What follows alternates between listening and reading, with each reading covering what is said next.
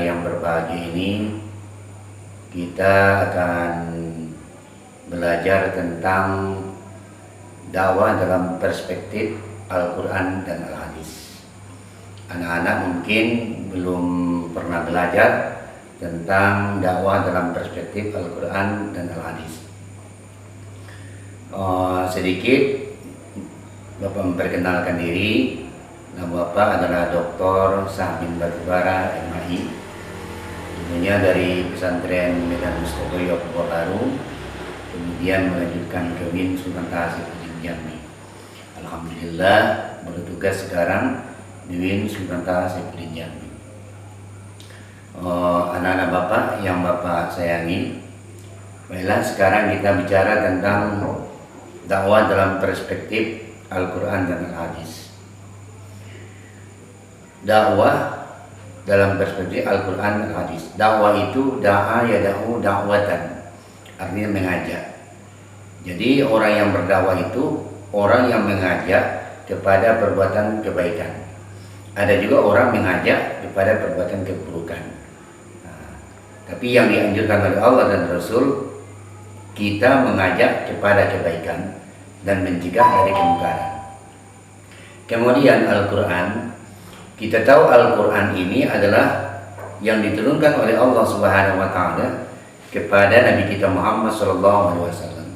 Yang pertama sekali turun adalah di Gua Hira, yaitu ayat Iqra bismi rabbikal ladzi khalaq khalaqal insana min 'alaq.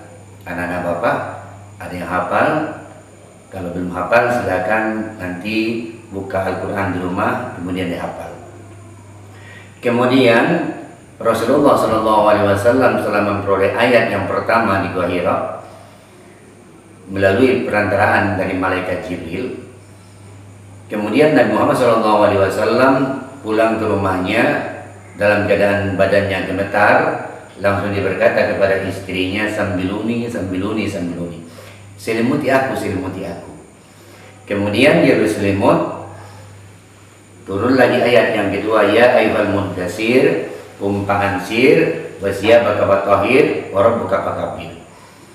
Turun ayat itu, wahai orang yang berselimut, qum fa'anzir, berdiri olehmu, wasiyabaka fatahhir, pakaianmu sucikanlah, wa rabbuka fakabbir, dan Tuhanmu besarkanlah.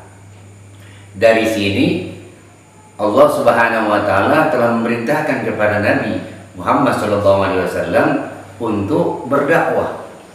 Makanya Al-Quran yang diturunkan kepada Nabi, ada Al-Quran itu melalui perantaraan malaikat Jibril. Anak-anak tentu tahu semuanya bahwa malaikat yang wajib kita ketahui itu ada 10.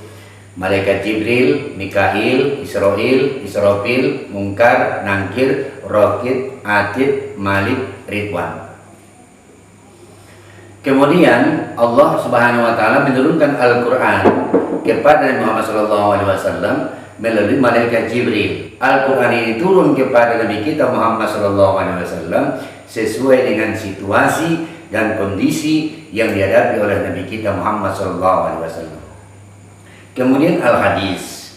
Apa itu hadis? Hadis ini adalah perkataan, perbuatan, tingkah laku Nabi kita Muhammad SAW.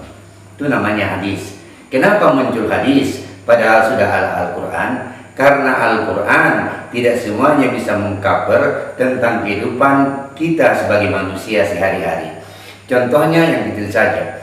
Dalam masalah sholat, dalam Al-Quran hanya jelaskan faksilu wujuhakum wa aydiyakum ilal marafiq. Kita hanya disuruh mencuci muka, kemudian mencuci tangan, kemudian mencuci kaki. Sementara yang lain, bagaimana ruku, bagaimana sujud, bagaimana iktidal, bagaimana membatalkan sholat, itu semuanya tidak dijelaskan dalam Al-Quran, melainkan dijelaskan dalam Al-Hadis Rasulullah SAW. Makanya antara Al-Quran dengan Al-Hadis itu sejalan. Harus kita berpedoman kepada Al-Quran dan juga berpedoman kepada hadis Rasulullah SAW. Dan banyak lagi ibadah yang lain yang tidak bisa di-cover oleh Al-Quran, tapi harus dibantu melalui hadis Rasulullah SAW. Makanya perspektif Al-Quran, dakwah dalam perspektif Al-Quran dan al-hadis ini adalah bagaimana Al-Quran itu melihat tentang dakwah. Bagaimana Al-Quran dan hadis itu melihat tentang dakwah. Makanya Rasulullah SAW ketika beliau lagi berselimut memperoleh ayat yang kedua, ya ayyuhal muddasir, wahai orang yang berselimut, kum fa'ansir, berdiri olehmu, wa rabbuka fakabbir, Tuhan membesarkanlah, wa siyabaka fatahhir, pakaianmu sucikanlah. Oleh sebab itu anak-anakku semuanya, sekarang kita belajar tentang dakwah dalam perspektif Al-Quran dan hadis. Baiklah, saya akan tulis beberapa ayat tentang dalam berdakwah ataupun tentang perspektif Al-Quran, dakwah dalam perspektif Al-Quran dan hadis. Saya akan tuliskan ayatnya.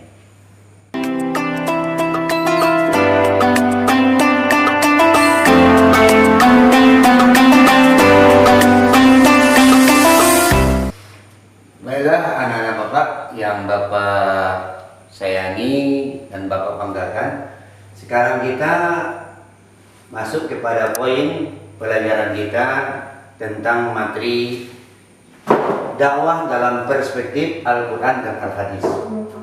Seperti saya Bapak tadi sudah menjelaskan tentang dakwah, kemudian Al-Quran dan Al-Hadis, walaupun hanya singkat saja. Yang pertama adalah kewajiban berdakwah. Kewajiban berdakwah sebagaimana tertera dalam surah Ali Imran ayat 104.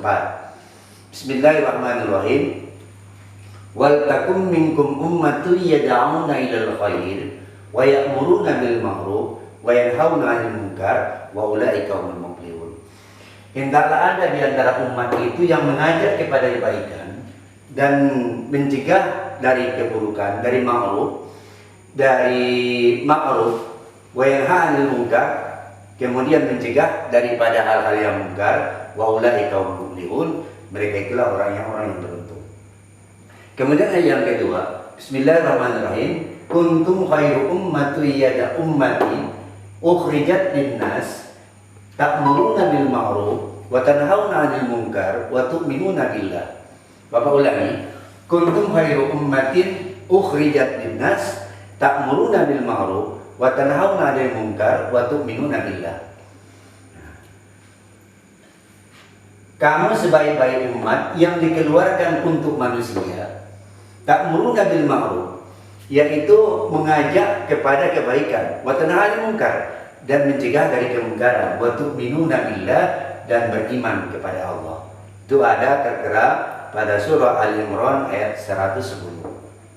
Kemudian yang kedua, metode dakwah. Metode dakwah ini tertera dalam surah An-Nahl ayat 125. Allah menegaskan, ud'u ila sabili rabbika bil hikmah wal mau'izatil hasanah wajadilhum billati hiya ahsan.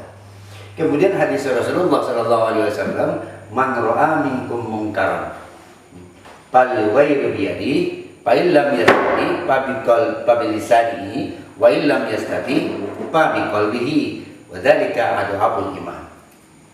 Apabila kamu melihat kemungkaran, kata Rasulullah SAW, hendaklah kamu cegah dengan tanganmu. Tidak mampu dengan tangan adalah dengan lisanmu. Tidak mampu dengan lisan baru dengan hatimu. Benci dengan hati, wadzalika adhabul iman, itu adalah selemah-lemah iman. Apabila kamu melihat kemungkaran, cegah dengan tangan. Tangan maksudnya ini, kalau kamu kuat silakan tampar dia. Tapi kalau dianya besar, yang kamu cegah, kamu kecil, bukan kamu yang nampar dia, dia yang nampar kamu. Jadi oleh sebab itu anak-anak Bapak, tangan di sini bisa jadi kekuasaan. Jadi bila kamu melihat kemungkaran, cegahlah dengan kekuasaanmu. Kekuasaan yang kamu miliki, cegahlah kemungkaran. Tidak bisa baru dengan dakwah. Para ulama berdakwah, dia mencegah dari kemungkaran. Kemudian tidak bisa dengan tangan, tidak bisa dengan lisan, maka benci dengan hati. Kita benci dengan perbuatan maksiat itu, wadzalika adhabul iman, itulah selemah-lemah iman. Kemudian yang ketiga, media dakwah. Media dakwah ini sebagaimana disampaikan oleh Allah Subhanahu wa taala dalam Al-Qur'an, Bismillahirrahmanirrahim. Laqad kana lakum fi Rasulillahi uswatun hasanah. Laqad kana lakum fi Rasulillahi uswatun hasanah. Sesungguhnya dalam diri Rasulullah SAW itu terdapat contoh teladan yang baik dan luar biasa. Kemudian yang keempat, yang dikenal dengan materi dakwah, itu tertera dalam surah Al-Hasyr ayat 7. Wa ma atakum rasul fa'uzuhu wa ma nahakum anhu pantahu. Apa-apa yang datang dari Rasul ambil. Wa ma nahakum anhu, dan apa-apa yang dilarang oleh Rasul maka tinggalkanlah. Ini yang kita pelajari pada hari ini. Yang pertama, kewajiban berdakwah. Yang kedua, metode berdakwah. Yang ketiga, media dalam dakwah. Yang keempat, materi dakwah.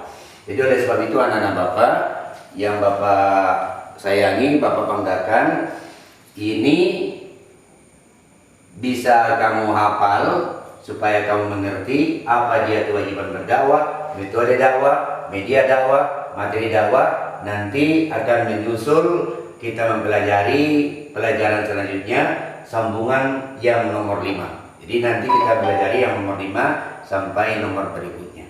Mungkin ini saya dulu pertemuan kita pada hari ini. Mudah-mudahan anak-anak Bapak semuanya dapat mempelajarinya, kemudian dapat mengamalkannya, sehingga kita mudah-mudahan menjadi mahasiswa yang betul-betul taat kepada Allah Subhanahu wa taala dan bisa berdakwah menyebarkan syariat dari Allah Subhanahu wa taala dan Rasulnya.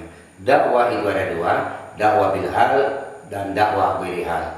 Dakwah bil hal adalah ceramah. Kemudian ghairi hal adalah dakwah dengan berpakaian kamu yang baik, dengan perkataan kamu yang baik, dengan tingkah laku kamu yang baik, dengan sopan santun kamu, itu namanya berdakwah.